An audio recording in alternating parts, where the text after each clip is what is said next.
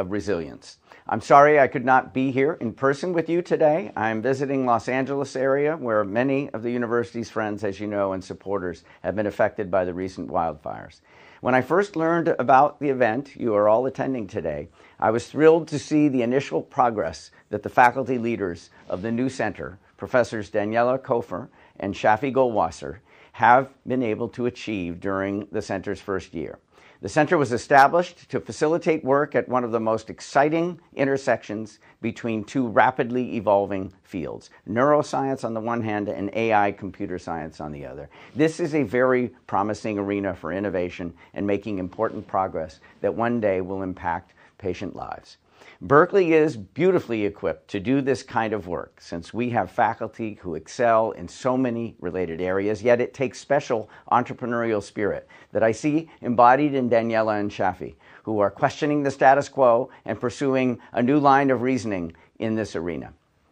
As I learned from Daniela, whose work I got to know intimately when she was first selected as a Baker Fellow many years ago, applying a resilience perspective to medical research will introduce a paradigm shift, fostering new approaches to tackle up to now intractable problems within neurological and psychiatric disorders. In the past, Daniela has studied brain plasticity throughout life in the face of stress and neurological insults, with particular focus on plasticity involving adult neural stem cells, myelin, and across the neurovascular system, and also the blood-brain barrier. To realize her vision for the study of resilience, she is now working with one of the leading computer scientists, Turing Award winner, Shafi Goldwasser, to seamlessly integrate AI and machine learning innovations into research methodologies while fostering their intersection.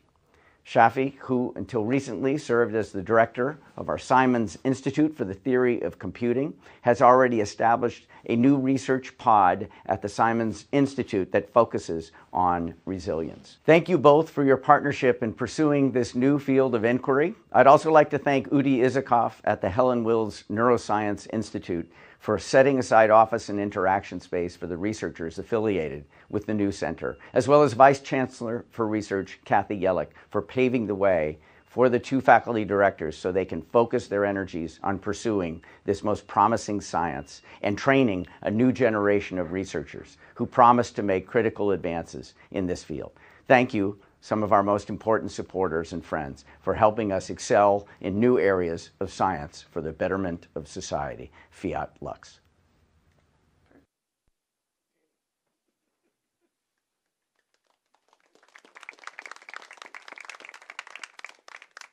Yeah, thanks to Chancellor Lyons for the really wonderful introduction. So I'll be brief, and my role here is to welcome you all to the Simons Institute for the Theory of Computing, which is housing today's lecture and the Resilience Pod. My name is Venkat Guruswamy. I'm an interim director and senior scientist here at the Simons Institute. Briefly, the institute was created in 2012 to foster interdisciplinary and deep research on the foundations of computing and its interface with the sciences, engineering, humanities, and so on. And it has had an outsized impact in the decade plus in its existence with a host of outstanding thematic semester programs, which has brought to Berkeley and Simons Institute world leaders in all sorts of fields spanning the entire range of theory of computing and, as I said, its interface with other fields.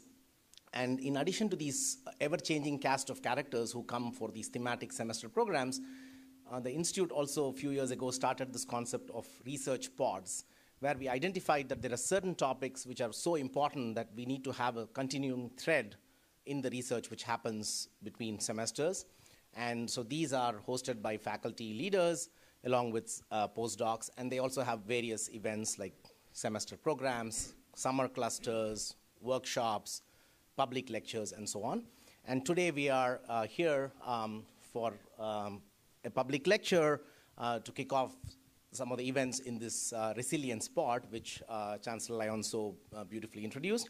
And so this pod explores resilience across two very, very important things, the brain and natural systems on the one hand, and algorithmic systems, which govern so much of our life on the other hand, and what can each side learn from the other and how it can inform research and practices in the other. With that, I'll hand it over to Daniela Kaufer, who will introduce the pod, and then we will have the lecture. Center, yeah. Thanks, Venkat. I'll introduce the center, and Shafi will introduce the pod. So there's different things here. So welcome, everyone. We're really thrilled to have you all here and help us celebrate this first event of the Berkeley Center for the Study of Resilience. It marks an exciting moment for our center, as this is the first event, and I was already asked about the seminar continuing. So yes, we plan to continue, and there will be talks that will go between neuroscience and computer science, and maybe we'll find people that can give us talks in the in-between as well, or those are the generation that we're growing. The center was established to foster transdisciplinary research on resilience, and it's supposed to serve as this hub that unites neuroscientists, computer scientists, and clinical scientists in hopefully reshaping how we think about brain health. And when I look at this room and the people that came and the people that have an interest in that, I could already see that we're bringing together different disciplines. Our center was founded last year under the joint directorship of Shafi, Goldwasser, and myself, and with the generous support of an anonymous foundation. I want to start by thanking the people who helped us make this vision a reality. So former Chancellor Carol Christ, really for believing in us and championing this idea from the inception. We came with some idea, and she immediately got it and was excited about it. And we were deeply grateful for Vice Chancellor for Research Kathy Yellick, for Udi Isakov, the Helen Wills Neuroscience Director, and Venkat, who's the Interim Director of the Simons Institute, Venkat Guruswamy, for all their support, their leadership, and really providing both a physical and a figurative home for this initiative to grow in. I also want to express my gratitude to the Baker Foundation, who, as you heard from the Chancellor, supported my research as a Baker Fellow very early on in my career and really laid the groundwork for the discoveries that inspired this center. So why resilience? Maybe obvious, right? In today's world, trauma and adversity are really pervasive. On a global scale, on each of our lives, understanding resilience has never been more critical, I think. And I won't say any more than that to not cause trauma to people. But when I think about resilience, the way individuals respond can vary very dramatically, both in humans, and I will tell you that even in animal models and even in animals that are very similar to one another, genetically almost identical and have the same lives, and still dramatic different responses. Some experience prolonged psychological, psychiatric, neurological symptoms, and others recover very quickly. And some other even thrive and maybe do better. However, yet, Shafi told me never say however, yet, biomedical research somehow has this focus on pathology. How does pathology develop? How do people get PTSD? How do people get anxiety? What's completely overlooked is what drives resilience. And at this center, what we really want is uncover this blind spot by investigating how resilient individuals respond. And we're going to try to do this very multidisciplinary, from molecular to cellular mechanism to physiologic to system level questions, and then leveraging these findings to find novel treatment targets that bolster resilience. And I think there's a treasure trove that is completely hidden because we didn't look at that part. We did not look at what drives resilience. And what we know when we've begun looking at animal models, what we find really surprising is that initially those resilient rats or mice, we call them the non-responders because they didn't have a big behavioral change following the exposure to trauma. But then when we started analyzing deeper and deeper, we found out that some of them actually have the most significant response on the gene expression level. And this led us to this understanding that resilience is not passive, but it's an actual active state transition, and one that has the potential to unlock entirely new therapeutic avenues, which is where we're going with this.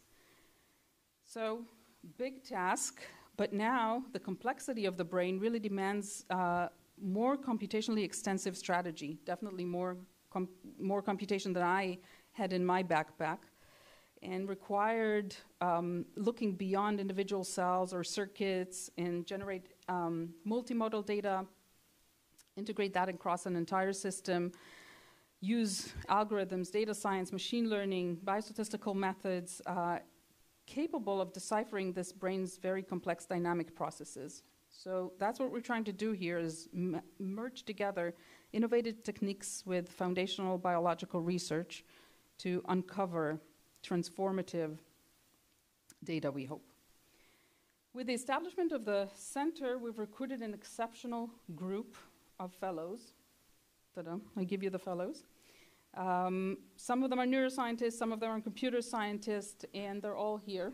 If you guys want to hold your hand up. So I encourage you to find them during the reception and talk to them and learn more about their work. Our next goal is to integrate the amazing Berkeley ecosystem, so all of you guys sitting here in the room and more, into the center's research. So if our vision resonates with you or sparks joy with you, come talk to us. Shafi will tell you about the pod. Okay, so thank you, Daniela. So be comforted to know that I'm the last introducer before the main act, which is Danielle Jackson. So I'd like to just add a few words to the inspiring vision, really, that Daniela has put forth all the way from the beginning of this partnership. And first of all, thanks, Barbara.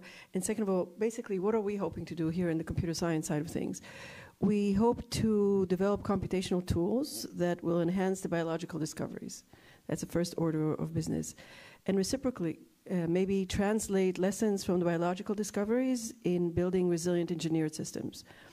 The research, when we do research in machine learning or computer science more generally, usually we approach the topic of resilience under the names of robustness and error correction or error tolerance. We strive to design algorithms, whether they're machine learning or not, which are robust when encountering out-of-distribution inputs, which the algorithm has not been trained on and hasn't seen in training time. And sometimes, maybe in an extreme event, these are inputs which are sort of adversarial to the situation at hand, and you still want the algorithm to be able to deal with it properly. And similarly, in communication, which is Venkat Goswami's area, and in computation devices, which govern, as Venkat said, a lot of our lives today, we have to tolerate errors. The errors come from physical errors, they come from maybe, maliciously induced errors, but we have to handle it. And that's the kind of things that engineered systems look at. And indeed, for these days, you hear more and more about quantum devices. Error tolerance is probably the most important challenge ahead to truly utilize their power in computation and in simulations and so forth. So it's really all about error tolerance. So the research on robustness and error tolerance will be conducted here at the Simons Institute, and we've organized it in the form of a research pod on algorithm resilience. And now the main act. So I'd like to introduce my friend and colleague from MIT, Danielle Jackson, and he's going to give our inaugural lecture. And for our inaugural lecture, we really wanted someone who was not a neuroscientist and wasn't going to talk to us about machine learning, but someone who will illuminate sort of the broader importance and vision of resilience beyond the science. So it's my honor and pleasure to introduce Danielle Jackson, a distinguished computer scientist at MIT, a longtime colleague and friend, and a renowned photographer, which is going to be a big part of his talk today. And he's going to talk about a collection of personal stories and photographs that highlight why understanding resilience is so important for us. So please welcome Danielle Jackson.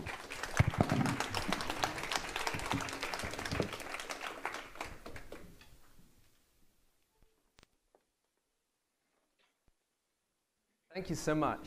Thank you to Shafi and Daniela for inviting me. It's such a pleasure to be here. It's always fun to come back to Berkeley. I have to say, I noticed that you're a little deficient on the snow and ice front, but I'm relieved to say that I'll be back to that in 2 days, back in Boston. This feels like a great opportunity to me because the project I'm going to tell you about actually started almost exactly 10 years ago. And I've been thinking about this project for a long time, but I haven't really taken the same angle on it before that I'm going to hope to take today. I had a wonderful discussion with Daniela last week and have learned a bit about the remarkable research going on here. And Daniela suggested to me that maybe what I could do is talk about some of the resilience strategies that people have used in the stories that I collected. And that's actually sort of surprisingly something that I hadn't really focused on, although the project had resilience in its title. And so it was kind of fun for me to do that.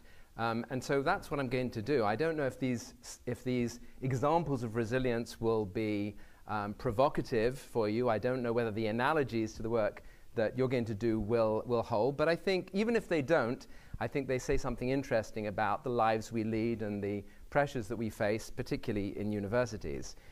So I want to say, at the outset, as Shafi put it, very politely, I am not an expert in the field, in either of the fields that you work in here. Well, I suppose I'm supposed to be an expert in some areas of computer science, but I'm certainly not an expert in resilience from a professional perspective. I'm not a sociologist, I'm not a psychologist or a psychiatrist or a neurologist. And so my observations are entirely unscientific and anecdotal. And they also come out of a particular place. They come out of MIT. MIT is a pretty quirky place. This is a photo I took a few years ago of the annual Baker House piano drop, in which a piano, that you can see it there, is rolled off the top of MIT's, one of MIT's iconic buildings. So MIT is in case you've never experienced this, it's kind of a disappointing event. I hoped that there would be, that at least the destruction of this piano would lead to some sort of interesting musical event, that when it hit the ground there'd be some kind of cacophony of tones, but there's basically just a big thud, which is kind of sad. So MIT is a pretty quirky place, and undoubtedly some of the observations come from that, but I've heard that you have a couple of quirky people here at Berkeley too. So maybe it's not that different. So as I said, the project goes back to 2014, to 10 years ago, when MIT was in the midst of a really terrible mental health crisis. That year, 4 students took their own lives, and that summer, my wonderful colleague Seth Teller died by suicide too. And even aside from these terrible tragedies, we were becoming aware of the sort of growing burden of depression and anxiety on campus. This is actually the view from my office window in the Stater Center. I know it looks like a film noir set. It's a kind of great building, but I would sit looking out of this window talking to students, and increasingly every term, more and more students in my class would come and talk to me about their depression and anxiety. It never started like that. It would always be, I have a technical question to ask you. And then it would soon be, I can't actually get this homework or this project done on time. And then I would say, well, can you tell me some of the things that are holding you back? And then they would say something like, well, nothing seems worth it, does it? And it would be at that point, that I realized, wow, there's something really big going on here. And the numbers of students who are experiencing these kinds of traumas was growing and growing. And then in the spring, in March of 2015, this is Shafi's laughing. This is what Boston looks like much of the time in the winter. This is actually our building is down there in the snow on the right, and this was taken while driving. I think I was actually stopped at the time, but it was taken in that month, March of 2015, and it was actually a terrible month at MIT because 2 first-year students took their lives.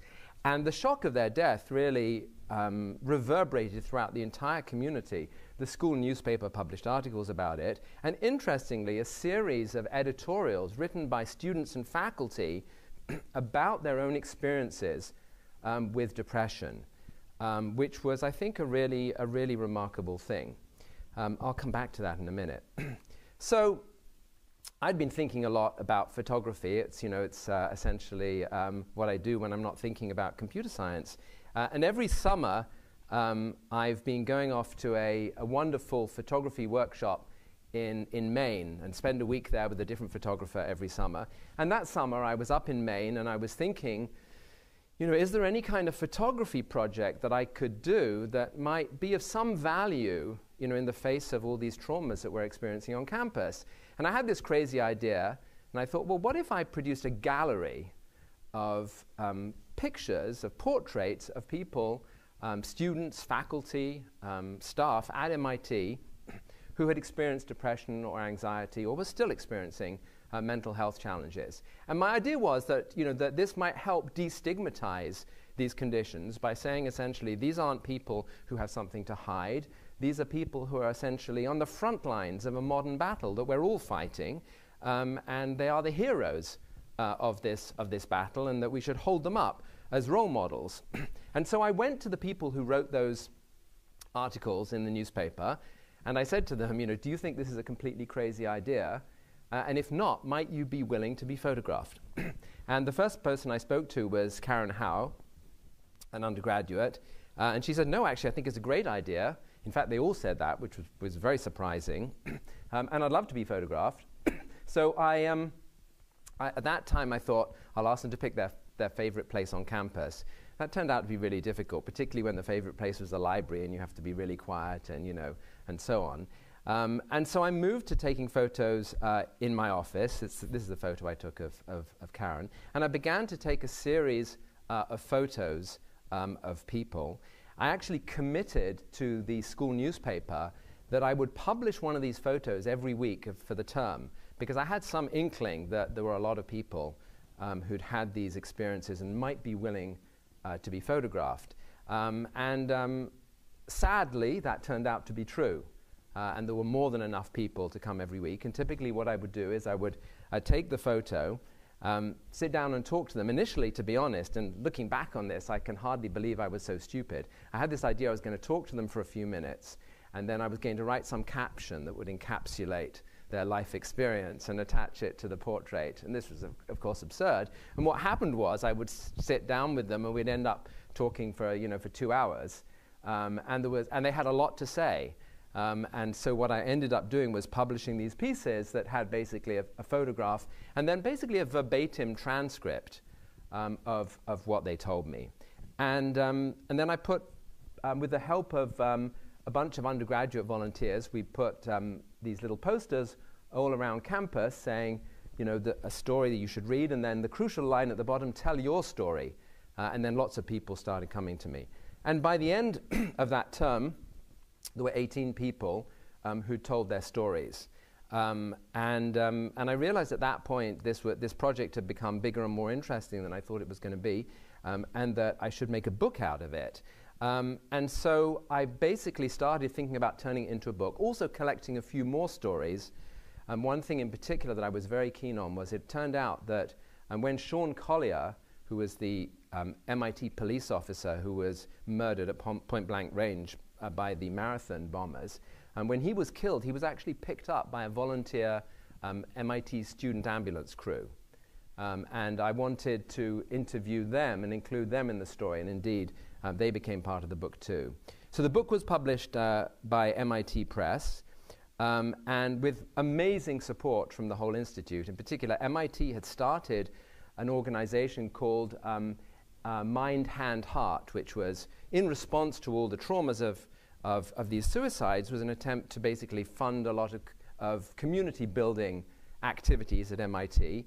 And Mind, Hand, Heart devoted their fundraising for Pi Day that year to my book, and they raised about $15,000 for the book as part of the large MIT fundraising enterprise. And that was great because that meant we were able to buy a copy of the book for every incoming undergraduate. And then it was kind of a blast. We had, we had a little bit of a media blitz, and I went round with a bunch of the students to different places. This was on public radio with Lisa Mullins and Emily on the left and Victor on the right, who you saw a photo of before. We were on a nightly news show with Jim Browdy. And then, our most exciting moment was when we actually had 2 segments on PBS NewsHour. That was Judy Woodruff talking about the book.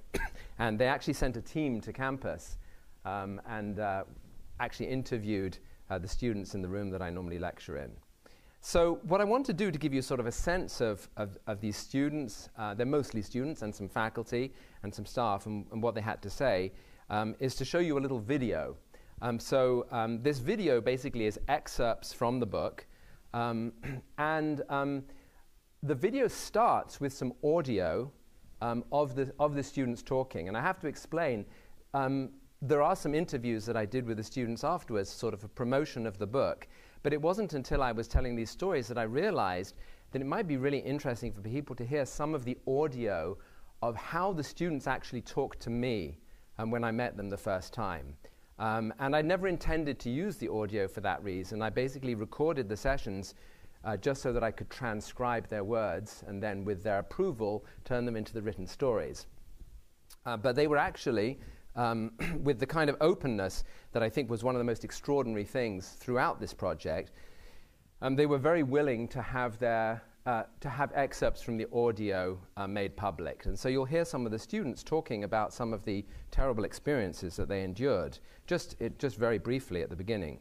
And just to give you a little bit of context, the woman who starts out talking had the most terrible trauma. Actually, the book, sadly, is full of really awful traumas.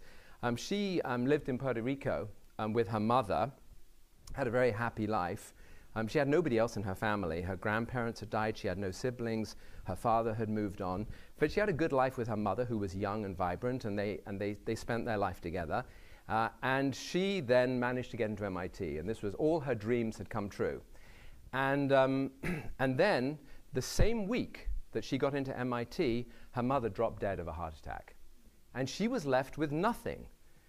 She had to leave Puerto Rico. She lost the house. She had no family. She had absolutely nothing. And she came to MIT. And as you hear her say, she said, she thought that she would be okay, but it wasn't going to be quite so simple as that. Okay, so this lasts 8 minutes, but I think it will give you a sense of.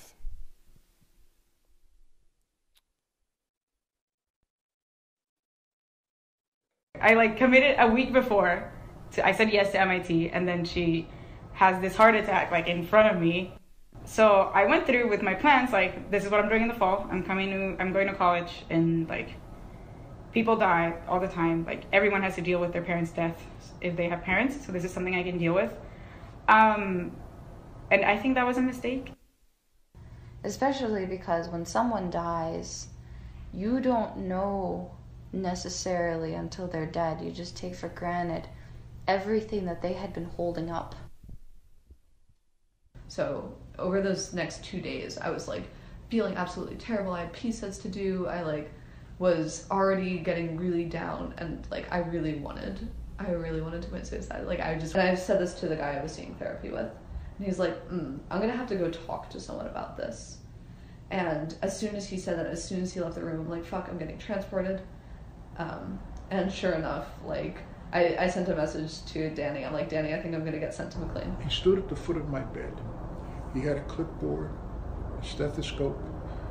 He had a name tag, a white coat, all the accoutrements of authority.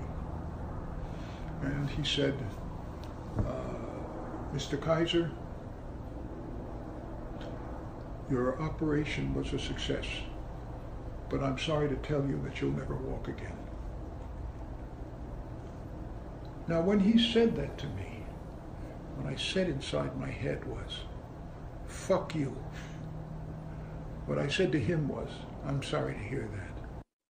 The big goal was to walk, and I remember when I first stood on my legs, my hamstrings hurt so bad, I always knew there was something was wrong, there's a better way to live than this. I just didn't know where it was or who knew that. I just knew that it was that I just felt crappy all the time. When I was a kid, when I was a teenager, when I was a young adult. And then I went to my therapist and I said, is this how normal people feel every day? And she said, yes. And I said, wow, I had no idea. My medication kind of mellowed me out. and it was a good thing, because I wasn't having, you know, the extremes of the depression. So it helped me survive. The most useful thing I learned from being away was that you can always ask for help, and there will always be someone to help you here.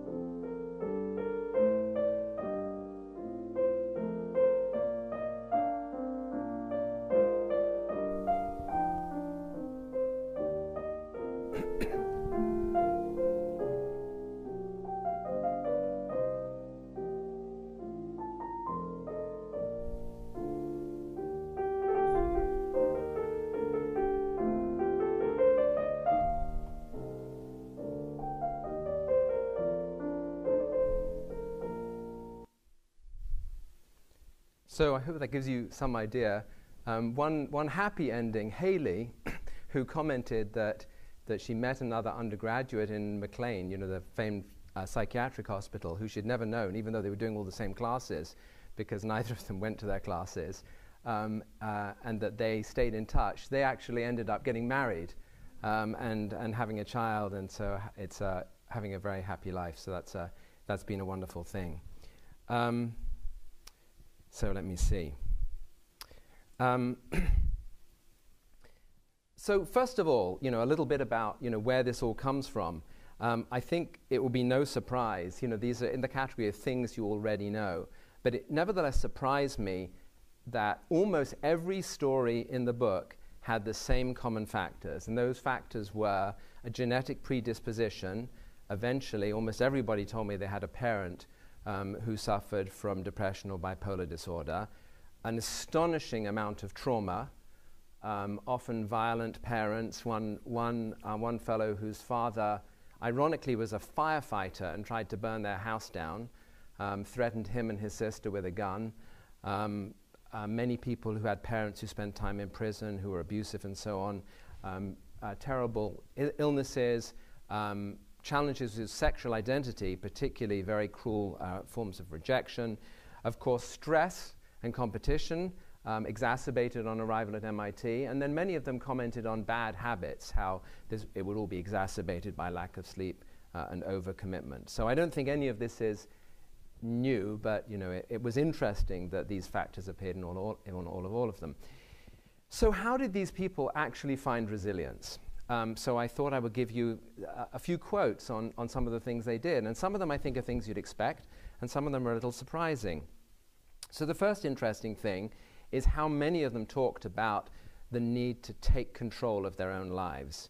As Lydia put it, one of the biggest realizations I had is that happiness isn't something that happens to you.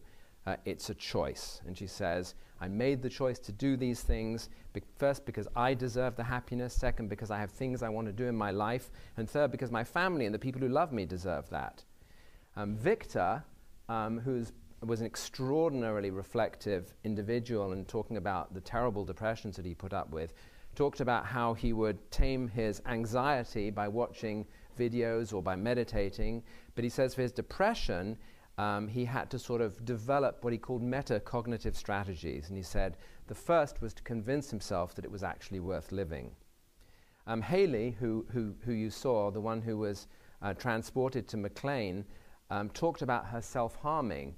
As you probably know, many people who self-harm, who cut themselves, do it for a good reason, which is that they get immediate relief from it.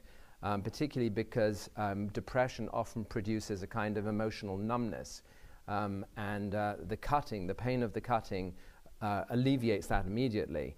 And she developed a strategy. This is why I actually took a little photo of her with this little, she actually made this little tattoo on her hand for me with a ballpoint pen in front of me. And she explained, she said, I don't cut myself anymore and the marks have faded, but I developed other techniques to produce some of that, some of those sensations. And she said, I draw on myself sometimes because it's a physical sensation that brings me into sharp focus. Interestingly, accepting help turns out to be a very important thing. One of the ironies, terrible, tragic ironies of depression is that depression has almost its own protective mechanisms. And one of the protective mechanisms is that it causes people to deny help and to refuse the help that they're offered.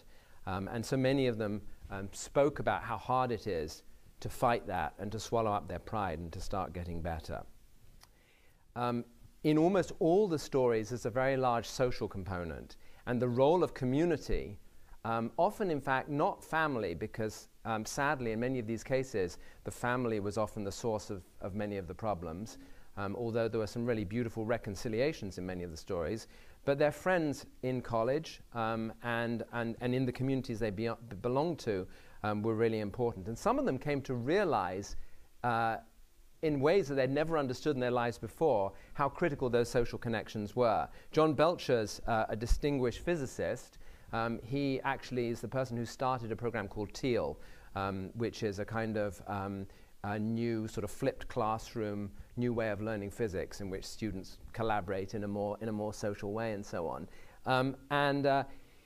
He commented on how his experience of depression completely changed his attitudes to socializing. He told me he was the kind of person who would rather sit with a computer than another human being. But then he said he realized depression happens when you get stuck inside your head.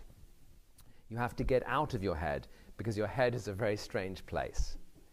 If you're connected to other people, it allows you to get more perspective on your problems and to get away from the things that lead to this downward spiral. It's a much better way to live. And I think that's something that we all have to think about, which is that, resilience isn't an individual activity. It's very often a community activity.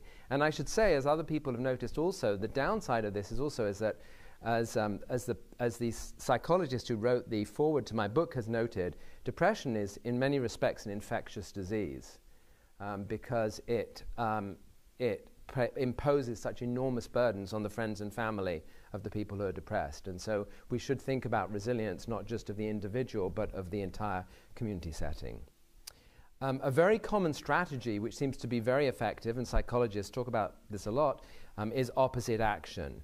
So Emily, for example, said, the way you get past depression and anxiety is you act against it. It's the hardest thing in the world because your brain is telling you, keep hiding in your corner, keep staying in your bed. It's not worth it. Don't go to lecture. And she said that by persuading herself to do exactly the opposite of what her brain was telling her, she was more able to overcome it.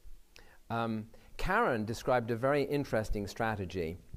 She said that in moments when she was particularly enthusiastic and lucid, she would desperately go to her calendar and start making lots and lots of plans. She would make plans with friends. She describes how she set up a bunch of voice lessons with the music department, knowing that when she then fell inevitably back into depression and felt like she didn't want to do anything, she would have to live up to those commitments. This, I think, is one of the most interesting stories that it's very hard to understand, but I think really important and interesting, especially for those of us who come from a kind of engineering and science background. This is Eva Breitenbach, and she experienced a debilitating incidence of Bell's palsy, in which she suddenly found she couldn't move her face. And she went to the emergency room at the hospital, and they told her that there was no cure for it, but that she shouldn't worry because it would dissipate, and that inevitably Bell's palsy dissipates after a couple of days, maybe a week, maybe a month. Well, 6 months later, it still hadn't dissipated, and she had essentially no movement in her face. And very interestingly, one of the things this prevented her from doing was smiling. And she realized how her inability to smile was hugely problematic in her relationships with other people, because obviously people thought she was an unhappy person all the time. And we know now from all these discussions about yoga and half smile and everything, how important smiling is also for one's internal sense of happiness. And she was a very driven management and engineering student, and she was working very, very hard to try and uncover all the things she needed to do to fix her Bell's palsy. She was seeing lots of specialists, she was taking a bunch of drugs, and none of it was working. And she described to me how she just decided one day, you know what, I'm going to stop. I'm going to just stop all of this, and I'm just going to accept that if I never smile again, that will be it. And I'm going to come to terms with this. And she described how she basically dropped all the files, all the notes and everything. She cancelled all her appointments with the doctors. And she just decided, I'm going to just get my emotional house in order. I'm going to be calm. I'm going to meditate. And this is going to be my new life. As she said, I started meditating. I kind of got my emotional house in order. And lo and behold, the movement started coming back in my face almost immediately. So I think that's just a wonderful story. That's not to say that this is a cure that would always work, but I think it's very profound. Of course, therapy was helpful for a lot of people too, and many people, are engineers and are deeply skeptical about talking, and have explained very articulately, what's the point of talking? Talking doesn't get you anywhere. But as Grace Taylor who was a Harvard medical student, pointed out, there is enormous benefit in talking. And the truth is we don't really know why. But many people talked about how helpful talking to their friends is, and particularly talking to therapists. And of course, medication. You saw the quote from Sally when she said to her therapist, "Is this how normal people feel?" What I didn't include in that little bit in the video is that what she actually meant was how people feel after that she had this experience after she'd been taking Effexor for a while. And it lifted a cloud and enabled her to really have a completely different experience of life. This was after decades of suffering from debilitating depression. And she said, "I kept thinking, I wish I'd done this 20 years ago and I wouldn't have had to suffer for so long." And she says Effexor for her is a miracle drug. There's so much misinformation that you're not going to feel anything, you're going to go numb, but all it really does is even out all that sorrow. So one of the threads that runs through all of this is a sense of personal responsibility. Kat, who started out the video, I think put it most bluntly to me. She said, "When I talk to other people who are depressed, the thing I most want them to know is that it will end. But it's something that takes effort. I put in so much effort to get better." And this is wonderful and admirable, but maybe it's just not true, right? For some people, it doesn't end, and some people just can't do these things. And so talking about personal responsibility may be a wonderful motivator, but it has a dark side too. And that dark side is that we might blame those people who can't help themselves, implying that they are responsible for their own suffering. And this idea that you are responsible for your suffering and for the problems that you're experiencing has, of course, an ancient pedigree. This is a drawing by a woodcut by Gustave Doré from the 19th century, illustrating the book of Job. And as you'll recall, in the biblical story of Job, Job was a good person who suffered terrible misfortunes, the deaths of his children, losing all his possessions, physical illness, and so on. And much of the book comprises a dialogue between Job and his friends who came to comfort him. Well, they sort of came to comfort him. And here's a quote from the book. Eliphaz the Temanite said in reply, "If one ventures a word with you, will it be too much? But who can hold back his words?" Well, as you might guess, this is going in a very bad direction, because Eliphaz apparently cannot hold back his words, and his words will turn out not to be the kinds of words that a person who's suffering wants to hear. And he says to him, "Think now, what innocent man ever perished? Where have the upright been destroyed?" In other words, look, Job, these bad things, right, it must be because you did something bad. You should figure out what those bad things are. Now, the theme of the book, of course, becomes the rejection of this theory of justice, and God ends up rebuking Job's friends for their misconception.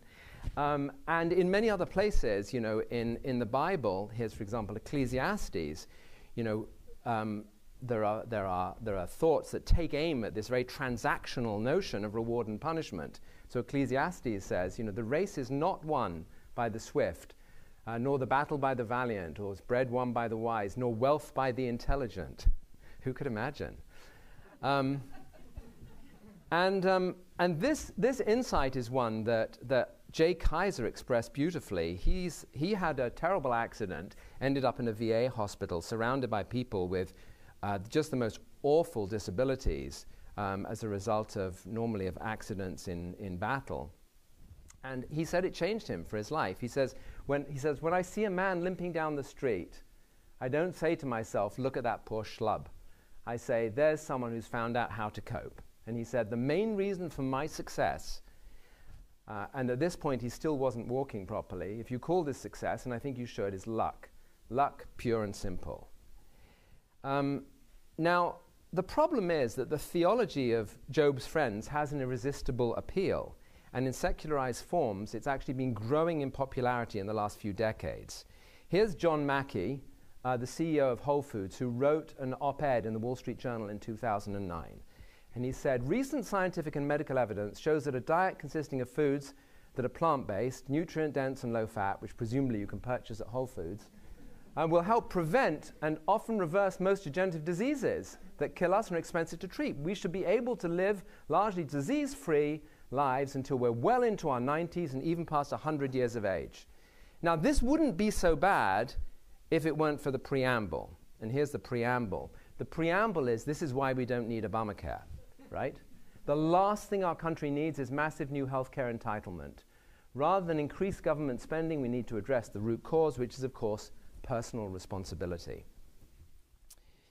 So focusing on personal responsibility as a cure for depression might not be only unhelpful, but also morally questionable. But I want to end by considering an even more uncomfortable possibility. And that possibility is that the notion of personal responsibility in our society is itself responsible for much of our unhappiness. So here's how Tyler put it. He said, MIT is meritocracy, which is institutionalized success and achievement. If you question that and wonder if these things are vices, very few people would agree with you. And he was really ahead of his time, because a few years later, several books appeared on the topic of meritocracy. Daniel Markovitz's book, which argued essentially that meritocracy in America was a sham, because if you actually look at people who succeed, in places like MIT and Berkeley, it's normally because they have parents who made their path possible for them, and that actually the supposed economic mobility that we're so proud of in American culture actually doesn't really exist to the extent that we imagine that it does. And Michael Sandel, on the other hand, went deeper, and I find his critique particularly interesting because he took aim at the very moral foundations of meritocracy. And what he points out is, he says it's unclear why the talented deserve the outsized rewards that market-driven societies lavish on them. Central for the case for the meritocratic ethic is the idea that we do not deserve to be rewarded or held back based on factors beyond our control. But is having or lacking certain talents really our own doing? If not, it's hard to see why those who rise thanks to their talents deserve greater rewards than those who may be equally hardworking but less endowed with the gifts a market society happens to prize. And he goes on to say that those who celebrate the meritocratic ideal overlook this moral question. They also ignore something more politically potent, the morally unattractive attitudes that meritocracy promotes among the winners and also among the losers, because among the winners it generates hubris, and among the losers, humiliation and resentment. And he argues that this is the cause of much of the political discontent that is tearing our country apart. So one question you might ask is there really any case that competition and meritocracy is responsible for depression? You can make assertions like this, but is there any clinical data? There's a remarkable paper, there's been actually a lot of papers on this, but one that I find particularly remarkable by Jean Twenge and her colleagues, in which they tried to address the following question. We have this impression that we as a generation are less happy than our grandparents, right? That we have more depression, more anxiety, and so on. The question is this really true? So, or is it just that we've somehow shifted the notion of what it means to be mentally flourishing? And so what she did was she looked at a standardized test called the Minnesota Multiphasic Personality Inventory, the MMPI, which has actually been given to undergraduates almost every year since the 1930s. And she looked at the difference in these measures of mental flourishing from 1938 to 2007 for undergraduates in college. And here's what she found. She found that the current generation scores one whole standard deviation higher on all clinical scales, mania, depression, and so on, and that the number of undergraduates who are above the normal cutoffs for where they were regarded as having a psychopathology is 5 times higher than it was in 1938. And then she looked for different correlations to see what might explain this particular phenomenon. So she looked, for example, at economic cycles to see if maybe when things were booming, people felt happier, and in recession, people felt sadder. And she found no correlations there. But she did find a correlation with something different. And that is whether or not people had an intrinsic sense of meaning. And here's how she put it. as American culture has increasingly valued extrinsic and self-centered goals such as money and status, while increasingly devaluing community affiliation and finding meaning in life, the mental health of American youth has suffered. And this observation resounds throughout the stories that I heard. Here, for example, is Victor. He said, "One day I discovered that at the source of my depression was this idea that my greatest value came from the way others saw me." And to me, the classical text that embodies this idea most poignantly is a famous text from an ancient Jewish book called the Ethics of the Fathers, which asks the following question: who is wise? And the answer is one who learns from every person. Who is mighty? One who subdues their inclination. Who's rich? One who rejoices in their lot. Who's respected? One who respects their fellow human beings. What I find fascinating about this is that the author of this particular text, a certain Ben Zoma, is not Rabbi Ben Zoma, because he had no meritocratic qualifications himself. He wasn't credentialed. And very few of his teachings are preserved, except for this and one or two other ones. But what he does here, which I think is remarkable, is he takes all these extrinsic measures, all the things that make up what it means to succeed in a meritocratic society, and he turns them all into relational measures, into intrinsic measures of what it means to find meaning inside yourself and in your relationship to other people, not in your comparison to other people. So I'd like to just close by saying that if we ask ourselves the question, so if personal responsibility is not an antidote to depression, is there any surefire antidote? And I think the one antidote that is undoubtedly effective and morally unquestionable is gratitude. And here's how John Belcher put it. Many people talked about how the very experience of the suffering they had actually made them more grateful for their lives than they had before. And John said that he'd spent his whole life as an MIT professor always trying to climb that ladder of success, and he was an extremely successful academic. And he says that if it hadn't been for his travails, by which he meant his depression, he would have been trying to climb that ladder until the day he dropped dead. And he said, in some sense, I'm still trying to climb that ladder, but it's balanced by a realization that there are much more important things, like being able to walk and get out of bed in the morning. And so that sense of gratitude is really incredibly powerful. And I show you this particular example because one of the very moving things that happened was that shortly after the book was published, he got an email which he shared with me, and the email said the following.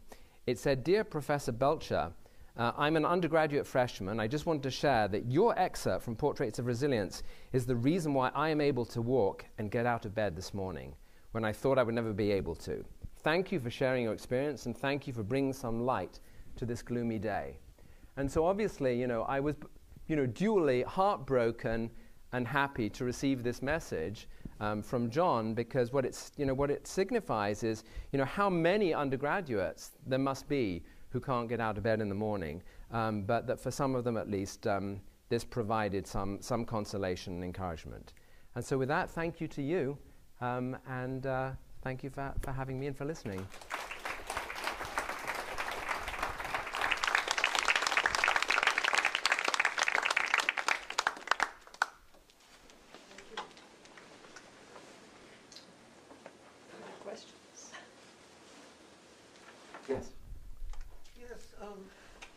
My daughter did a PhD in hydrodynamics at MIT, and she started out by being very refreshed. She felt that there was altogether too much BS at Harvard, where she had done her undergraduate degree. And she ended up thinking that depression and other psychological syndromes were very much more a social than a personal phenomenon, and that the emphasis at MIT was entirely on things that could be categorized in an abstract fashion. I can sympathize with that. I'm a mathematician myself. But that it offered a block to somebody who wanted to escape from into something more personal, into the kinds of things you've been talking about. And so my question is whether in your experience you would agree with her, and I don't know that I have no opinion on that subject, that the social circumstances that reign at MIT are in fact the sort of things that impose the conditions that lead to depression and all the other syndromes that you spoke about. I do think it's true. I mean, I think that we pile on enormous pressure on students. I mean, from my own personal observation, I would say that one of the biggest problems that we have is that we measure students in so many ways by rather inhuman measures. We measure them by the salaries they're offered when they graduate, by, you know, the Google fellowships that they achieve. We measure them by their grades, and we don't measure them as human beings. And in so many classes, we increasingly measure them in mechanical ways. In programming, for example, increasingly, rather than asking them to write a beautiful program and for them to articulate what the qualities of the program are, we just run the program through automated tests, and the grade they get is a measure of how many tests they pass. And so the students get the sense that as human beings they don't matter. And I think that what we need to do is think about how, even in the sciences, even in engineering, even in topics that are largely abstract, we need our students to rediscover a sense of self-agency and what it means to put themselves wholly and fully into the work they're doing, and to feel that they bring something as individuals to the work. That's my sense. But I also I want to be careful and recognize that, you know, that there are so many factors that cause depression. And as I mentioned, there are genetic predispositions and things like that no amount of social manipulation is going to help. Yes. Hi, thank you so much. In so many ways, I'm not sure why I'm here, but I just am here right now. The universe just called me to be here. I feel so seen by this. I'm studying computer science now as a master's. But just a few years ago, it wasn't even a possibility for me. I grew up in a family of 8 as the oldest. We were very low income. I didn't understand. There was no screens allowed in my house, 0 technology. I didn't even put my hands onto a computer until I was 16, and it was after many, many years of fighting and arguments and dysfunctional communication with my parents, because it was so against what they felt was right or allowed, or whatever, you know, whatever their was okay for them. It just wasn't my path. And you know, my path drew me to public health. I wanted to understand the state of the world and what really was wrong and what could be right and what could be changed, and that somehow brought me to programming, and I started doing well. But through this whole process, I struggled with extreme, you know, depression, and in a lot of ways I felt that I also was so lucky. I was able to understand and see the cycles that were appearing in my family, and have this feeling of opposite action, as we saw, and knowing that, you know, other people have achieved what I want, so I am also able to achieve that. And I don't know what it looks like. I don't know who I need to talk to. I just need to keep following this feeling within myself. And through many conversations with random people that I just felt drawn to, speaking to, I'm not sure what that was in me, just was a feeling. I realized that there was this was a very universal feeling in many ways. Many people don't know the next steps, they're just drawn to it. And I wonder, and I'm curious, if in your conversations, if anyone spoke about, you know, this gut feeling that they followed, that they don't know why they're brought there, but for some reason they're following this internal feeling, and because some people feel it stronger than others, and maybe when they're not able to follow it and they're derailed, you know, I don't even know where to go with that. No, that's beautiful. Wow, I don't think I can add anything to that. I don't think anyone expressed that. You expressed it so beautifully. It was wonderful. Thank you. Touching on that, it sparked something in your talk that seemed like a theme that many of the people you spoke with were able to rely on amazing quality of introspection and executive function and like really intense cognitive processing to work through what they're doing, as you just described. And those faculties aren't, you know, they're enriched for in places like MIT. Yes. And we know that, you know, in the U.S. at least, rural areas relative to urban areas are enriched for things like suicide. It's twofold higher incidence. Yes. So what can we do to learn from the students like the ones you're talking to and the faculty members and students here who are able to rely on these amazing faculties to kind of work their way, almost muscle their way through these really hard things?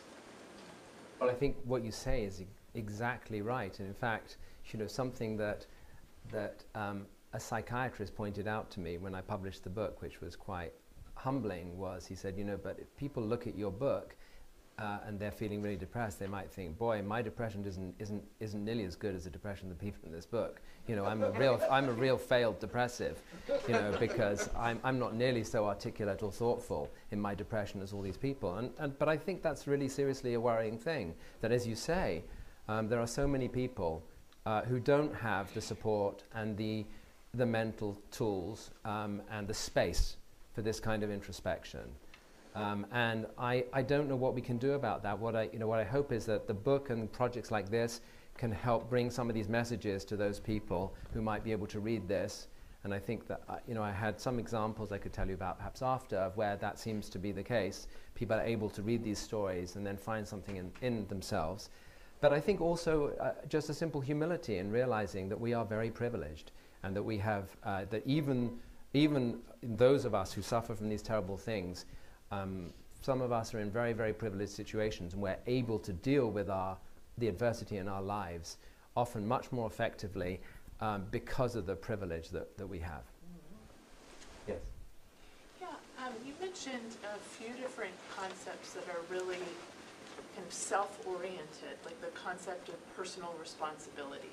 And you mentioned also the concept of finding an intrinsic sense of meaning, and then the concept of self-agency. And I wonder if you could like tease those apart a little bit. So like personal responsibility as this almost like a negative cast, right, that can be taken up as an indication of blame, right? You are responsible for your depression, you caused this, it's your fault, et cetera, et cetera.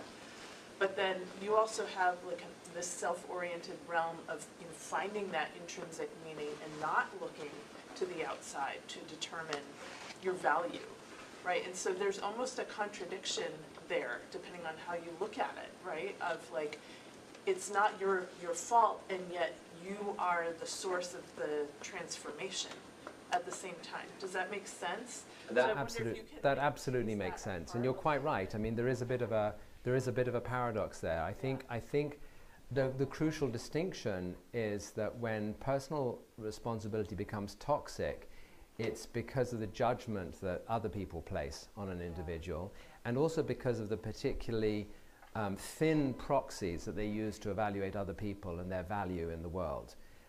That so long as we measure people only by their number of publications or by their wealth or by the number of votes they got or things like that, and we don't value them as individuals on their own terms, then I think we risk devaluing them and turning a notion of personal responsibility that we might project onto them into something negative. Yes, Shafi. So we have a reception and people can continue to talk to me, but I wanted to just say one thing, is that it seems that there's a thread here which you could single out as a thread, and that is fear. So it seems like there's a lot of fear fear of being found out, fear of going outside of the house, fear of being blamed, and the absence of fear is something that a lot of these stories, or at least it seems like these people, is something they've never experienced, you know, of living without fear. Even the story about the woman in Puerto Rico that you started with, that she has this mother, okay, that shelters her, and then she disappears, but there is fear in the background because there is only this mother. So I guess it's just my thoughts, it's not a question here, is that maybe the thing to strive for can be thought of as not to be afraid. I love that. Not to be afraid of found out, Right. that you don't have as many papers, or you don't have as many Right. accolades, and it's still okay. You said, I'm not afraid. So I think that, to me, that was Right. kind of a thread there. Right. As you might recall, there's a very famous Hasidic personality who was actually widely thought to have been a depressive, whose famous statement is, the essence is not to be afraid. The essence of life is not to be afraid. I